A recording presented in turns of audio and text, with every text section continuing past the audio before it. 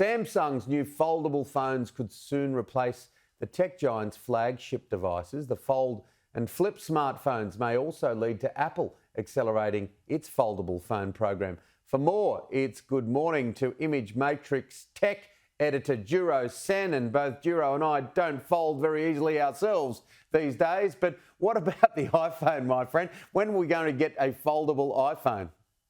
Yes, Tim, good morning to you. We don't bend very easily these days. I don't know when the iPhone's coming, but maybe 2023, that's the word. There's clearly some word in the background they're working on it. Everyone's working on foldable phones, but Samsung, they're way ahead. This is the third edition of these foldable phones, and I've got them here as usual, Tim, and this is the new Flip, the Z Flip, and of course the Z Fold3, both number 3, and they are absolute workhorses in terms of productivity. Well, the Fold 3 is, and as you can see, you can do all sorts of things on it that you do on a big tablet, but because it folds away to a candy bar style phone, it is very flexible in what you can do. You can put it in your pocket and have it in a big screen. Once you start using it, it's quite amazing. The hinge technology is unbelievable. The fact that they've made this Fold 3 waterproof is incredible. There are so many things they have to seal up, but you know, we're trying to test it. Just don't tell Samsung. But I think this is amazing they can do it.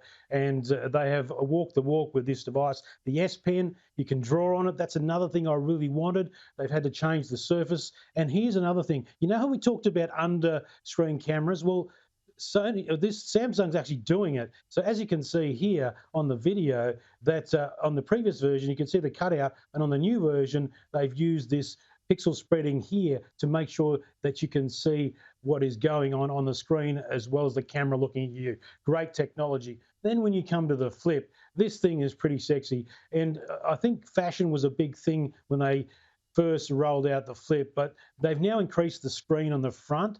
So you can have it in a clam or closed setting, and then you can actually activate the camera to record videos, do selfies. So you don't even have to open the phone up to do those little things. It's really convenient. It's a very exciting time to see what Samsung's done here. And as I said, they not just talk the talk, they've walked the walk. Many other companies have tried to release little things here and there where they've said, yeah, we're going to do this under-screen camera. Yeah, we're going to do a foldable phone. Well, Samsung's 3 editions down the line already. So who knows what it's going to look like when, say, Apple eventually comes in with their foldable phone in a couple of years' time. Who knows, they might surprise us sooner. But Tim, they're very amazing devices, and you can just see here, I just want to show the differences between, I bought this one for Tracy, my wife, great husband I am, and yes, this is the new one. So you can see the difference there, little tiny screen as opposed to this one you can use.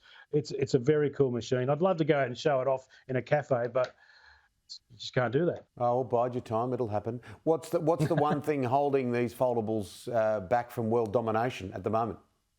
Yeah, well, one thing is price. They need to come down a little bit more. They have come down a fair bit. Like this is $500 cheaper than when it was first launched in the marketplace, and about $600 cheaper for the Flip. So they are getting cheaper, but they need to get even cheaper still. But it's the glass bending. That is the big issue. They've got a very thin layer of glass. As you can see, they've built this up over layer, and now they've had another layer put on top of this phone, this particular phone, to use the S Pen. So it's that bendable glass. They can get it very thin, but it needs to be thicker and tougher. When that happens, look out, they will take over.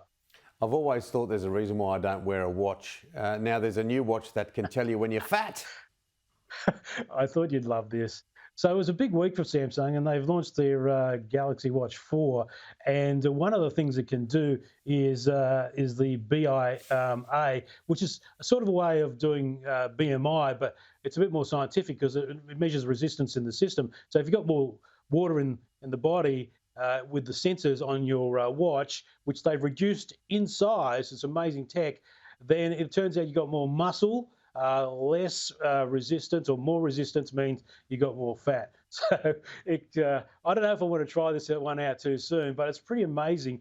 And they're talking about like 98% accuracy. So they are able to measure what as they call as your body composition. They can, just by sending these signals through your body, they can work out what your body's like. So the BMI was always weird because when I worked with the Wallabies, like half the players had these huge BMIs, body mass index, and you'd think, well, they've got to be fat. No, because they're just big and muscly for their size. So, it might tell you, Tim, that you are one big, hunky, muscly guy.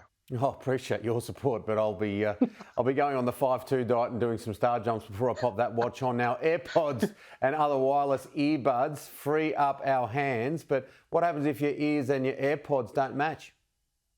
Yeah, it's a really difficult question. I mean, Apple does a great job to make AirPods usable for everyone, but a lot of us are going to have issues where they fall out of your ears. I'm going to go to the desk just quickly to show you. So here I've got all my stuff here this morning, but I want to show you these. Now, I bought these for about $30 on Amazon, so they're not cheap, but what they are, Tim, are memory foam and hooks. So as you can see here on the left of my left here, you've got the traditional AirPods Pro with its white little silicone tip. I've replaced it with a memory foam tip, and it's got a hook as well. You don't need to have these hooks, but I can tell you now, the foam makes all the difference when you put them in your ears. And I run into people all the time, girls here, they can't stand putting the tips in their ears because they hurt. And that's a really good tip, to get a memory foam tip to whack in your ear. And I find that they stay in all day because I like wearing my AirPods Pro for 4 or 5 hours, so I can get my hands free and do all sorts of stuff. So a little tip there.